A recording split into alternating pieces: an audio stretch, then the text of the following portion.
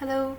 In this video, we're going to make a quick review on CV and what to include in your CV and what are the common mistakes. So let's start.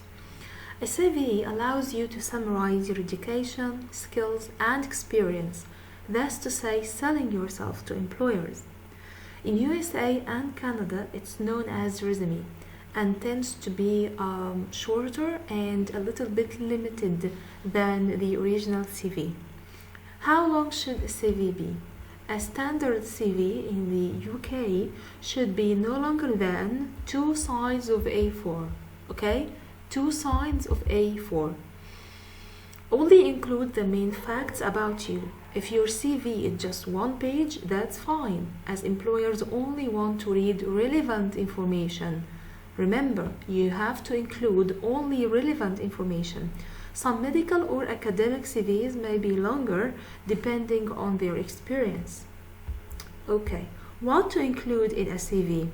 A CV should include the following. 1. Contact information or contact details. Include your full name as in your passport or your birth certificate, home address, mobile number, and email address. You don't need to include your date of birth or a photograph unless you are applying for a company that needs these materials or these items. Profile. Placed at the beginning of the CV, a profile is a limited statement that highlights your key attributes or reasons for deciding to work in a particular field. It's only 100 words, so it's like 2 paragraphs selling your intentions behind deciding to be part of this institution. 3. You should write about your education. List and date all previous education, including professional qualifications, and placing the most recent first. You have to remember this point. You need to make them in reverse chronological order. That's to say, the recent first. In 2023 I did so, and then in 2022 I did so. Work experience. You also need to include your work experience. List your experience in also reverse chronological order, making sure that anything you mention is relevant to the job you are applying for, and make the recent first and then the older and older. In a CV, you also have to include your skills and achievements. This is where you talk about the foreign languages you speak, the IT packages you can competently use. Whatever you list should be relevant to the job and not over-exaggerated. Do not oversell yourself. You need to be honest in the information you present about yourself. You also need to write about your interests. Simply writing socializing, going to the cinema, and reading isn't good to catch the attention of the recruiter or the employer. However, when relevant to the job, your interests can provide a more rounded picture of you and give you something to talk about in the interview, such as blogging or learning foreign languages or learning about new sports or whatever, okay? And at the end, you need to make sure you include reference. You don't need to provide the names of the reference at this stage. You also don't need to say reference available upon request, as most employers would assume this to be the case. You only have to write that reference are available. CV format. How about CV format? Avoid fonts such as Cosmic Sans. Instead, choose something more professional. And the format of a CV should be 10 Arial font 10. 10 Arial font 10.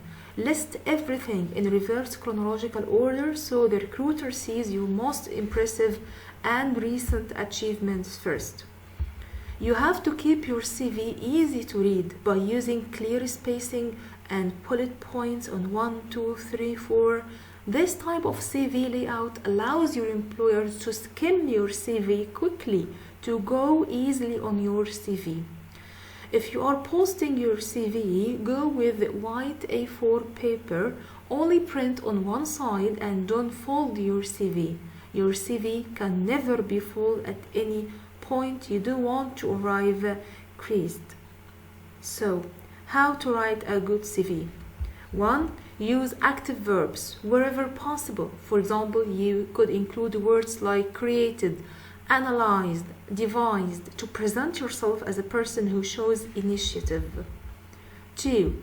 There should be no spelling or grammatical mistakes in your CV. Come on, use a spell checker and enlist a second pair of eyes to check over it. Your CV should be excellent and perfect in terms of language. 3. Avoid using generic phrases such as team player, hardworking, multitasker. Instead, provide real-life examples that demonstrate all of these skills. 4. Take a look at the company's website, local press, or the job advert to make sure that your CV is relevant. If you are a teacher and your CV is about teaching, you should never go with the CV for a translation job. It will be relevant. 5. Decide whether the chronological or skill-based or academic CV is right for you. 6. Don't put the term CV at the top of the CV. It's known to be a CV from the form and content. 7. Provide a professional sounding email address. Please provide a professional sounding email address. It should be your name followed by a certain number or certain marks. 8. Never lie, never lie or exaggerate on your CV or job application. Not only will you demonstrate your dishonesty, but there can be serious consequences too.